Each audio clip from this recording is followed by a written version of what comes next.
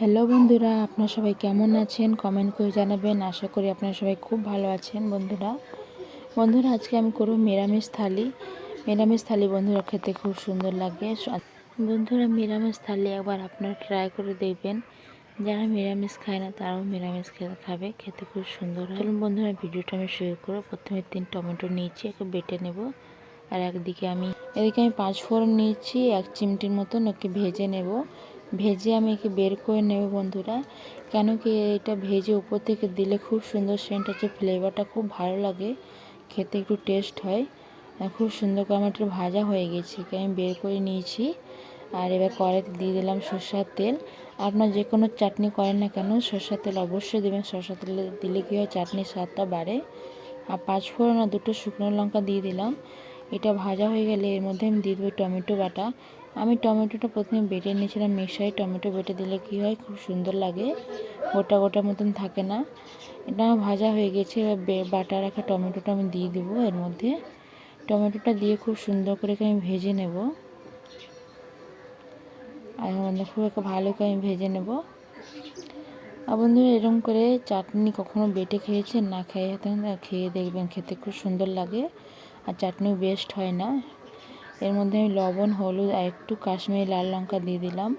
আর লবণ হলুদ অল্প করে দিয়েছি পরিমাণের মতন। এটা ভাজা হোক, ততক্ষণ আমি যে 5 ফোড়নটা আমি ভেজে রেখেছিলাম ওইটা আমি খলের মধ্যে কুটে নেব। আপনারা চাইলে শিলবাটাতে বেটে নিতে পারেন। আর খুব সুন্দর করে গুঁড়ো হয়ে গেছে।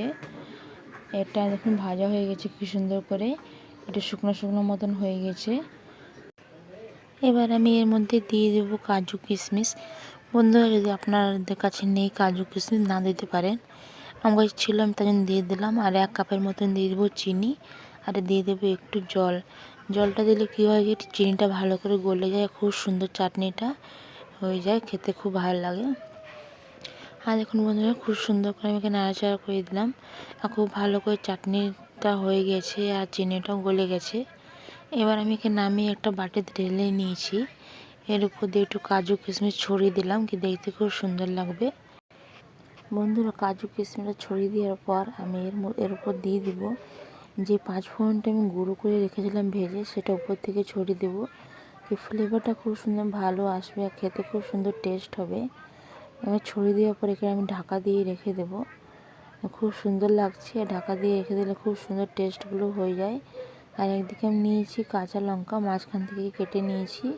আমি এটা করব কাঁচা লঙ্কা আর বেসন দিয়ে ভাজা। কড়াইতে তেল আর লবণ আর কাঁচা লঙ্কা দিয়ে একটু ভেজে নিলাম। আর এর মধ্যে আমি দিয়ে দেবো 1 বাটির মতন বেসনটা দিয়ে খুব ভালো করে হালকা লাল করে ভেজে নেব। বেসনের কাঁচা গন্ধটা বেরিয়ে যাক।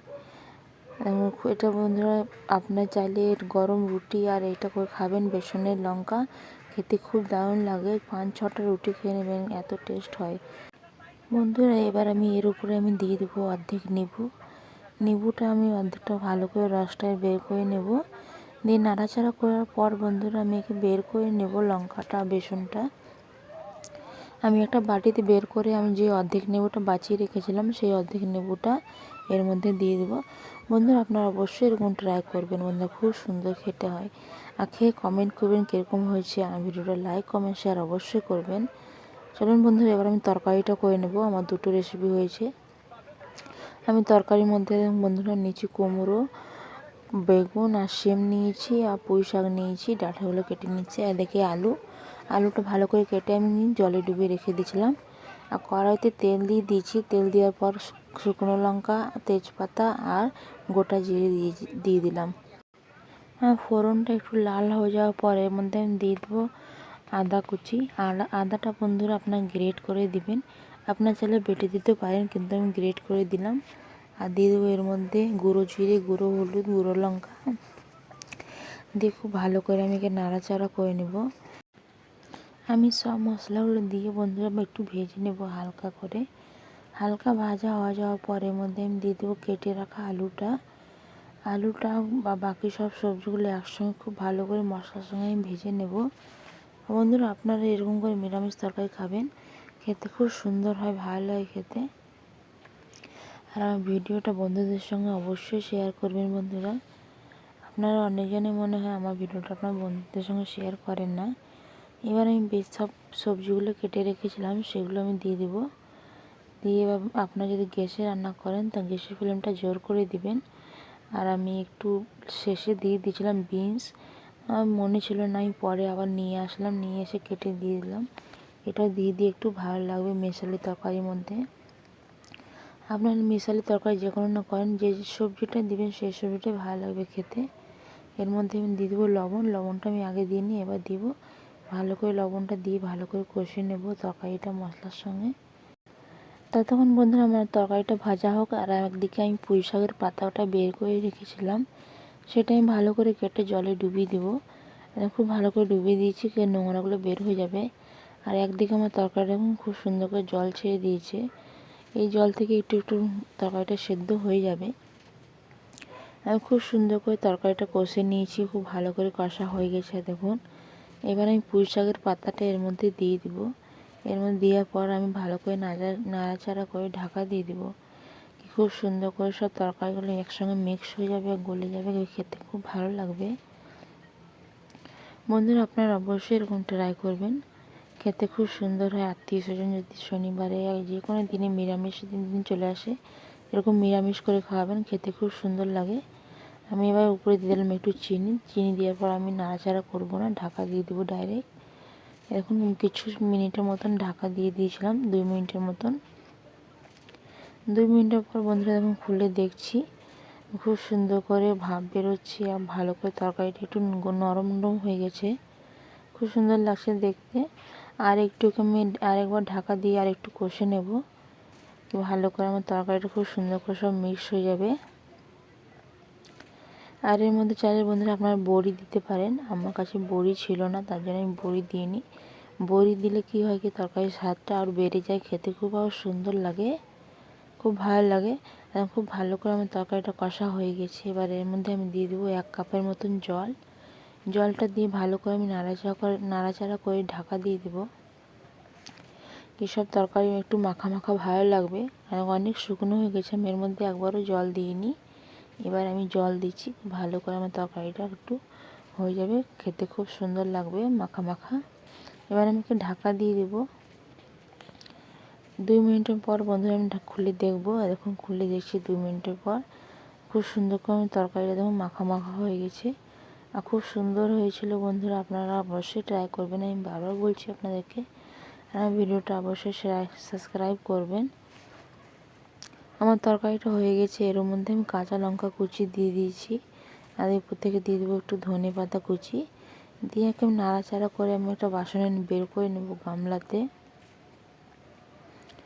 খুব সুন্দর করে আমার গা মাখা হয়ে গেছে, তরকারিটা খুব সুন্দর দেখতে লাগছে, খুব সুন্দর হয়েছে বন্ধুরা। এবার আমি বেগুন ভাজাটা করে নেব। বেগুন ভাজার জন্য একটা বেগুন পুরো গোল গোল করে কেটে নিয়েছি। আমি এর উপর দিয়ে দেবো একটু লবণ, হলুদ আর হালকা গুঁড়ো, আর একটু দিয়ে দেবো গুঁড়ো জিরে দিয়ে খুব ভালো করে সব লাগিয়ে নিয়ে মিক্স করে নেব খুব সুন্দর করে। সবার বেগুনের গায়ে হলুদ লবণগুলো লেগে যায়। আর দেখুন বন্ধু খুব সুন্দর করে আমি করে নিয়েছি, আর খুব সুন্দর হয়েছে।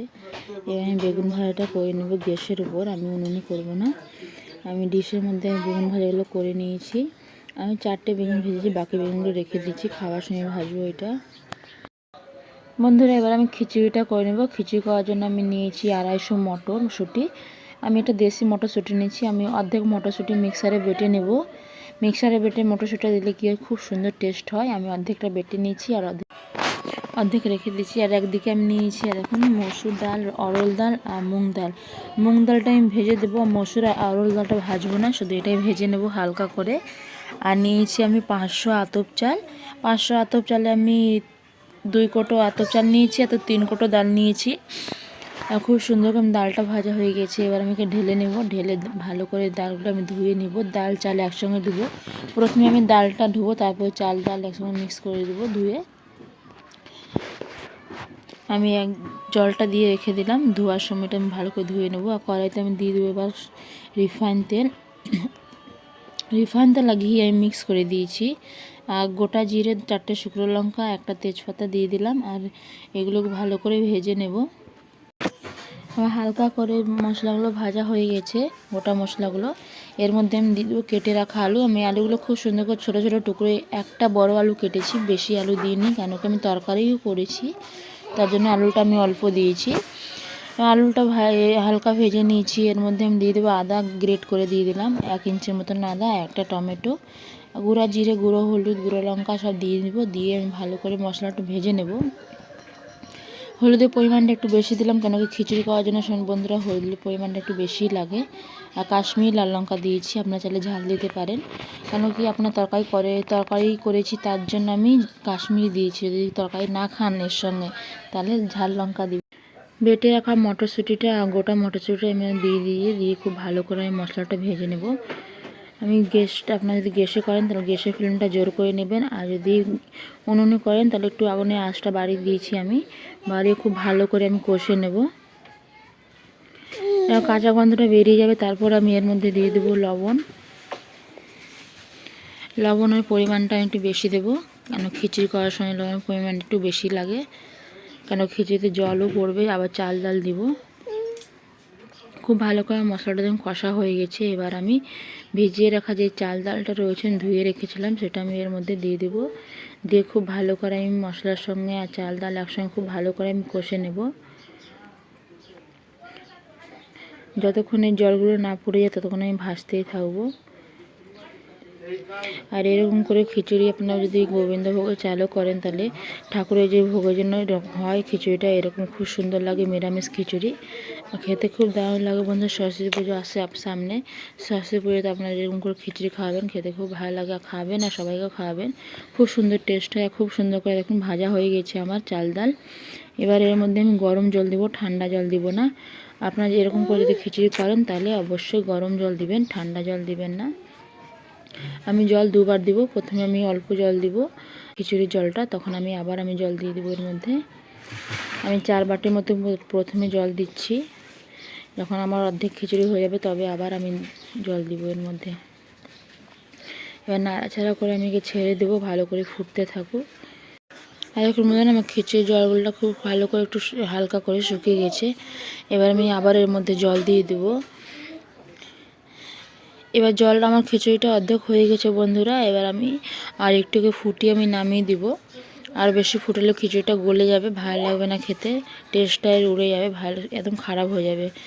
একটু আমি ভালো করে একদম গোটা গোটা খিচুড়িটা রেখেছি চালগুলো। আর দেখুন বন্ধুরা খুব সুন্দর খিচুড়ি হয়েছে, আর সেন্ট আসে এত সুন্দর, আর মনে হচ্ছে ভোগের খিচুড়ি করছি, এত সুন্দর লাগছে দেখতে, আর খেতেও এত সুন্দর টেস্ট হবে, কী ভাববো বলতে পারছি না আপনাদেরকে। খুব সুন্দর হয়েছে। এবার আমি নামিয়ে দেবো। নামার পর বন্ধুরা আমি গ্যাসের উপর নিয়ে যাবো, গ্যাসটা আমি চালু করে একটু ফুটিয়ে নিয়েছি। এবার আমি এর উপরে ধনেপাতা কুচি দিয়ে দেবো। গ্যাসের ফ্লেমটা আমি বন্ধ করে দিয়েছি। এবার আমি এর মধ্যে ফোড়ন দিব। ফোড়নের জন্য আমি দিয়েছি 1 হাতার মতন ঘি, আর 2টো শুকনো লঙ্কা, আর গোটা জিরে দিয়ে দিয়েছিলাম। একটু লাল করে নেব, লাল করা একদিকে আমার লাল হচ্ছে, আর একদিকে আমি দেখুন উপর থেকে ঘি দিয়ে দিয়েছি, ঘিয়ের ফ্লেভারটা খুব সুন্দর আসবে। আর একদিকে আমার লাল হয়ে গেছে। এবারে আমি কাশ্মীরি লাল লঙ্কা দিয়ে দিই কালারের জন্য।